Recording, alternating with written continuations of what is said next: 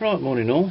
Well, it's afternoon actually. I think it's Wednesday. It's B&Q day, so it's Old Duffer's Day, 10% off.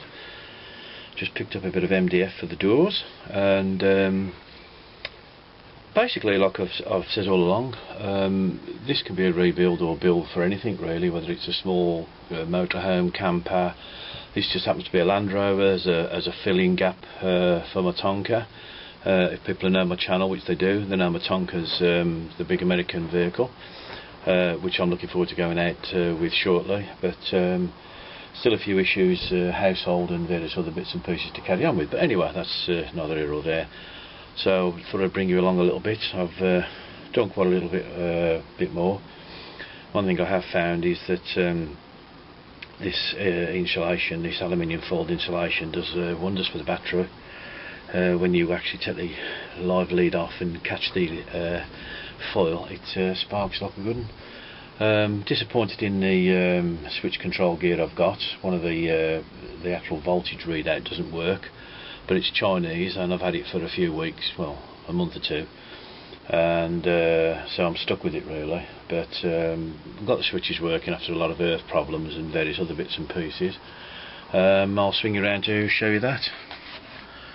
So just a little bit of a switch gear there. Basically it all works. There's my little lights underneath. I can slip my phone in there when I'm driving. Got the little ratchet latch things, but the little light here doesn't work. The voltage doesn't work. Don't ask me why. I've checked and rechecked, spent a couple of hours on it yesterday with the wiring, and as you can see, it's a bit of a nightmare. Still got to tidy those up. There is a little bit of a fuse box there, main power feed in, a couple of fuses off to these, plus there's another light. So that little thing is fused, and then anything else when I take off there will be fused. I've got my side lights fitted and my back lights, and there's the battery. I've tucked it into this back section here. It's quite tight, but when I come to remove that, as I was lifting it up and catching the edge there where the foil is, sparked a good one a couple of times, nearly blew me off. So I've just put a little plastic bottle there. You can see that green, so when I lift this off it shouldn't catch there because it goes underneath. So but I want the battery tucked in quite tight, and there's a little bit of a box here to sort of keep it in, so it doesn't rattle around, and as a wood lid goes on top of there. This is only temporary, what I was just testing. So I'm just making the door for the front here, which is MDF, and it'll be a bifolding door, so it'll split about here, so that top section will fold out. I'll show you anyway. There you go. There's me for my Propex heater from Mr. Martin Cow, and there's the hole and etc. And the aluminium plate is there because I made the hole too big, and it was plan B, so a bit of aluminium I'd got, and the vent goes in there, which I've got. So I've got to fit the Propex heater and drill the holes, which is in that far corner, and that will have another door, but it won't be bifolding, or it may be, I don't know, because the bed's got to go in there, so you won't have much of a door. But access to the top here, as you can see, you can still see out quite well with this tinting. It's quite good. And there's my roof. I've still got the front panels to do, at the back of the door, back of the windows, sorry, the back of the seats, and there you have it. Don't want to rattle on too long, it's only 4 minutes. So that's so far so good. I've got some spare flooring as well. I'll take it in and show you that. Cheers.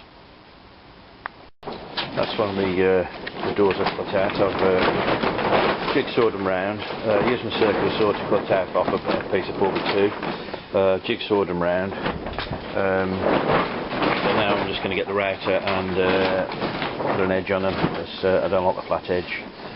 So I'll router these round, put an edge on, and then this will be cut in half here with a so-called piano hinge, so this will fold down. Anyway, I'll bring you along to that shortly. Anyway, cheers folks. Right, afternoon folks, it's whatever time, 6 o'clock, 5 o'clock. That's one door done, and yes, that's a little homemade little doobry there. We call it a giraffe. That'll just slop down. This one's the bifolding one, more interesting. Evidently I've put the little wooden plate back in to cover the battery up. Wood. There's only one screw in there because I'm taking this off to varnish it. Put the sliding bolts on, evidently the thickness of the wood plus a little bit of cardboard underneath, then that'll hook at the back here. I've had to drill a small hole in there, not very tidy, for the other bolt to slip in, and that's what it is. So these will slip up and slide across. Right, and then this will slip up here. The cooker will be on the top here, so here I can make a cup of tea or a little bit of extra work, and then this clips up. Little slidey catch there because I don't want to spend any more money. As them bolts are about £4 each. There you go, so that's how it looks. There's my lights, and there you go. Little job done most of the day. I'm just going to varnish, well, oil actually, it's an oil stroke varnish. Do the edges a few times, and then see how it goes. Put something on the other side which will have the cups of teas on. Don't know what I'm going to put on there yet. A bit of Fabloni type stuff or something, I don't know. A couple of coats of varnish might help though. Pretty good durable stuff anyway. There you go, just the top to go on, and there you have it. A little bit more done. Got to run out tomorrow, pick up a spare gas bottle. What else have I got to do? Spare gas bottle and a few other bits, and I'll back to it tomorrow. I might do a bit of varnishing tonight, get a bit on the ceiling before it gets you know, a bit old and tatty. Right, cheers folks, thanks for watching, and catch you all soon in the old jalopy here. Cheers now. And just a little footnote, this is my work area, as you can see. Only power tools, hand tools as I call it. Circular saw, jigsaw, router. What else is there? There's a planer knocking on the floor there. What a vacuum. So a bit of a tidy up now, sort out. Not always perfect. There's some of the pieces to go inside. Oh, and there's some in the flooring, second-hand flooring, but good, nice. There you go, that's going on the floor. Real wood. There you go. Proper wood. There you go. So that'll be cut and put in the floor soon. Cheers. Well, morning my people. Well, it's actually good afternoon. Just a few more little updates. I've done quite a bit, and you know, put a few bits and pieces on. The pipe there is just resting, by the way. This is my bifolding door. Very simple catch system because I refuse to spend any more money. You know, there's my light system. There's my switches. There's my blower vent. There's my thermostat for my Propex heater. Thank you, Martin. I'll just update if I can stand up. Right, everything's on a light switch. There you go. So there's the heater down there, but it's jumbled at the moment because it isn't, you know, all on and working. There's a fuse box there. There's the heater. There's a new heater pipe. That's just a jumble of wire just tucked away while I'm just doing the floor. The heater's in. Sounds a thermostat. There you go. You can hear that. The board's up at the end there. That's another one. This one's a full drop down version. I've still got to put a little bit of a cupboard space in there and trim the pipe. Just wait for a couple of Jubilee clips. There you go. Then on this side is voila, behind the door is a water tank. Sadly I've had to just sort of drill a hole in the end there of the Land Rover. Not too big. This is my framework for it. So this will be going up there like that. It's a screwdriver, and I'm just sitting on my board. Sorry about the jerky camera. Just scrap bits of timber just sitting there at the moment.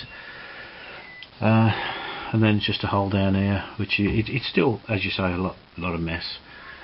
That board is roughly fixed into position. I'm just going to put the tongue and groove the other side and put some insulation on the back of that, because I can. What else is there? And then there you go. So got to connect the water tank up, which was going outside, but for some unknown reason I've measured it wrong and it won't fit outside no more. So I thought it was best to stick it in here, and this way the fill will go at the back of my head, at the back of the driver's seat. That way I'm not going to drill or cut a hole in the bodywork on the outside. I'll have to fill it from the inside. I've just got to work out a filling gauge. I've already got the neck and the lock to open it, and the pipe work, which is there. So that will be filled behind my head. Yeah, it's awkward, but you know, I just don't want to cut a hole in the side of my vehicle for a water tank, because it would have been a problem. And there you go. So there's a water. This is the floor. What's happened here is the floor. I've cut all the flooring now to go down, but he's put, well, I don't know who. It's like a lino finish, and I'm going to take it up because it's not doing anything. It was basically for throwing stuff in the back, but if you lift it slightly, which I've done, a lot of dirt and shit. And of course when I put the wood floor down, because you've got the brace in here, the floor rocks. That means I'd have to pack this side.